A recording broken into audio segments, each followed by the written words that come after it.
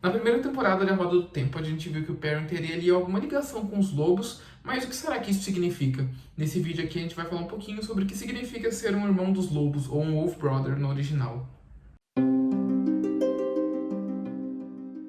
Bom, como o próprio nome indica, né, é uma pessoa que tem alguma ligação com os lobos, ou seja, eles podem se comunicar com os lobos, né, compartilhar sentimentos, estratégias, imagens, que nos livros eles se comunicam por palavras, mas depois a gente percebe que é, na verdade, o Perry interpretando em palavras as imagens que ele recebeu. Então, na série, eles mostram lá o Hopper, né, o saltador, mostrando para ele algumas imagens, e aí o Perry, a partir daquilo ali, ele interpreta o que o lobo estava querendo dizer para ele. E, é claro, né, além de tudo isso, os Irmãos dos Lobos, eles têm os característicos olhos dourados aí, que a gente pode ver no Elias e no Perry.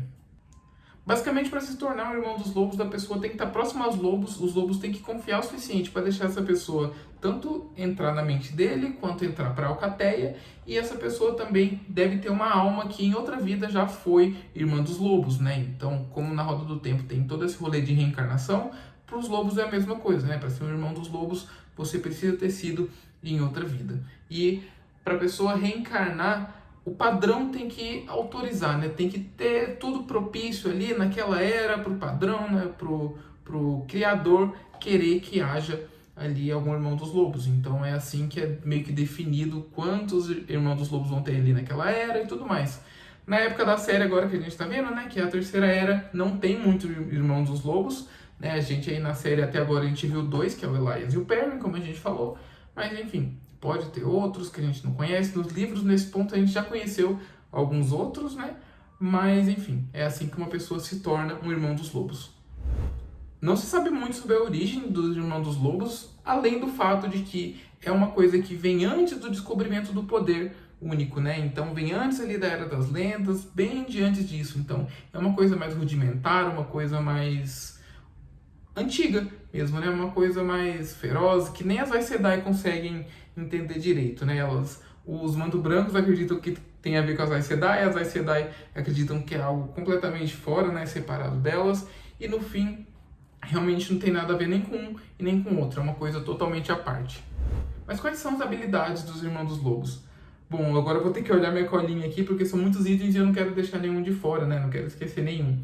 A primeira que a gente tem aqui é a comunicação mental. Eles conseguem se comunicar com os lobos e com os irmãos dos lobos a longa distância. Ou seja, não só eles conseguem conversar com lobos a longa distância, eles conseguem conversar com outros irmãos dos lobos. Então a gente pode disso tirar que o Perrin pode se comunicar com Elias, pode se comunicar com algum outro irmão dos lobos que ele venha a conhecer, ou irmã dos lobos também, que ele possa vir a conhecer. Então é algo que facilita muito em batalhas, facilita em tudo, né? Então, a gente já vai falar sobre outra coisa, que basicamente é a conexão com Tel'aran'rhiod, que basicamente ele consegue entrar tranquilamente no mundo dos sonhos, dormindo, ou até mesmo fisicamente. E isso, inclusive, é um ponto importante no plot do Perry, né? Sem a gente dar muitos spoilers por aí. Mas, basicamente, eles podem discutir, esse fato deles poderem entrar em Tel'aran'rhiod, se reunir lá dentro de Tel'aran'rhiod, não só com os outros irmãos lobos, mas como eles entram em Tel'aran'rhiod, né, o mundo dos sonhos, outras pessoas podem entrar ali também, como as sonhadoras, né, as Aes Sedai sonhadoras. A gente tem várias pessoas que conseguem entrar ali no mundo dos sonhos e que também podem acabar entrando em contato aí com os lobos, com os irmãos dos lobos dessa forma. Um terceiro item que a gente trouxe aqui é a localização mental, que basicamente eles conseguem identificar a que distância outros lobos e irmãos dos lobos estão. Então eles conseguem aí, como eu falei, planejar batalhas, né? Conseguir encontrar um ao outro sem necessariamente estar vendo, né? Sem estar sentindo o cheiro, porque eles conseguem ter esse outro sentido aí, né? Essa conexão mental. Eles têm a visão aprimorada, né? Então ele consegue ter uma visão de longo alcance e também consegue enxergar no escuro, né? Aquele padrão ali de criatura sobrenatural, né? Então, tem isso aí também.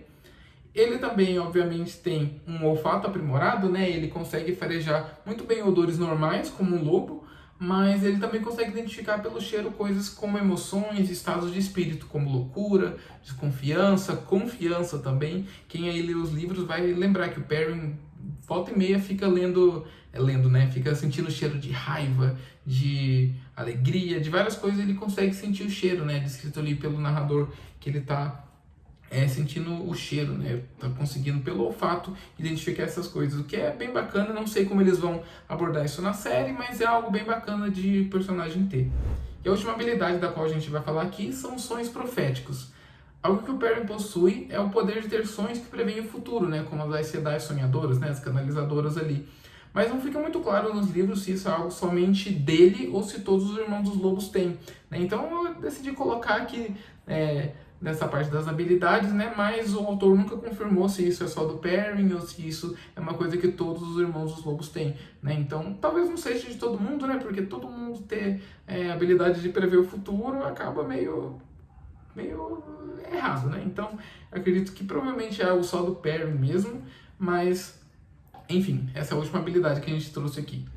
Como vocês sabem, Roda do Tempo se passa no futuro, e então o Jordan obviamente se inspirou em muitas religiões, em muitas mitologias, em muitas coisas que são do mundo real para criar as coisas ali do mundo dele. Então a gente separou aqui 3 coisas que claramente inspiraram o Irmão dos Lobos, e a primeira delas é o mito do lobisomem, né? Que a ligação aqui é óbvia, mas um paralelo que a gente pode traçar é que durante ali a época da Inquisição, os lobisomens eram os homens que eram caçados, né, na época da caça às bruxas, eles eram caçados bem algo como acontece nos livros do Perrin com os manto brancos, né? Então o Jordan fez esse paralelo aí da Inquisição com os mantos brancos, né, e do Irmão dos Lobos com os lobisomens, né, com os supostos lobisomens que a igreja caçava e queimava na fogueira, assim como queimava as mulheres também na fogueira. De novo, ali na primeira temporada, vocês lembram que os mantos brancos faziam o quê? Queimavam as Sedai, né? Ainda queimam as Sedai. A gente lembra ali do Valda, né? Queimando aquela Aes Sedai amarela, torturando a mulher ali, coisa horrível. Mas enfim, o paralelo com a Inquisição e os mantos brancos é inevitável, e a questão aqui dos Irmãos dos Lobos com lobisomens também fica um pouco mais claro, né? Obviamente cabe interpretação, mas pelo menos eu acredito que é bem óbvia essa questão. A segunda criatura que a gente trouxe aqui são os homens selvagens, né? Que eles comumente são associados à figura do sátiro, mas basicamente é um ermitão, ou seja, ele vive sozinho nas florestas e ele também tem uma certa ligação ali com a natureza, com os animais, né? Então, obviamente, essa figura aqui é mais o Elias, né? Da forma que a gente vê ele ali, que ele é todo separado. Depois a gente, se eu não me engano, no livro New Spring, é revelado que ele era guardião de uma Aes Sedai, né? Então, e só depois disso ele acabou sendo ermitão, depois da morte dela. Basicamente é isso sobre os homens selvagens. E a última referência que a gente trouxe aqui são dos Berserkers, que eram guerreiros nórdicos que usavam peles de lobos e eram conhecidos por serem extremamente selvagens em batalha. Esse talvez é um dos maiores paralelos também, né? Pois, como visto na primeira temporada, é como se o Perrin ligasse uma forma totalmente selvagem, né? Bem berserk mesmo, e atacasse sua presa. Pelo menos nesse começo é como se ele realmente perdesse o controle, né? Ele entrasse full modo berserk mesmo e atacasse a presa. Novamente a gente vê que isso é meio que falta de treinamento, ele ainda não tinha conhecido Elias, ele não sabia como controlar esse poder, mas obviamente, tipo, o modo Berserk, o que é? A pessoa ficar mais forte, a pessoa ficar com uns sentidos mais apurados, tá ali no senso de batalha, e é exatamente isso que acontece com o Irmão dos Lobos no momento ali que eles estão full transformados, né, full com o olho dourado e tudo mais. Mas enfim, basicamente é isso, a gente acha que esse é provavelmente uma das maiores ligações, e é isso sobre as inspirações do Jordan do mundo real ali para a criação dessa criatura. E vocês, o que vocês acham do Irmão dos Lobos? Deixem aqui nos comentários pra gente. Também lembra de curtir o vídeo, compartilhar aí com seus amigos o vídeo, se inscrever aqui no canal, ativar o sininho para não perder os nossos próximos vídeos. A gente está tendo um live de acompanhamento da segunda temporada. E é isso, pessoal. Espero que vocês tenham gostado desse conteúdo, né, que a gente fez com tanto carinho para vocês. E é isso. Taishar, Povo do Dragão, e Taishar, Irmão dos Lobos também, né?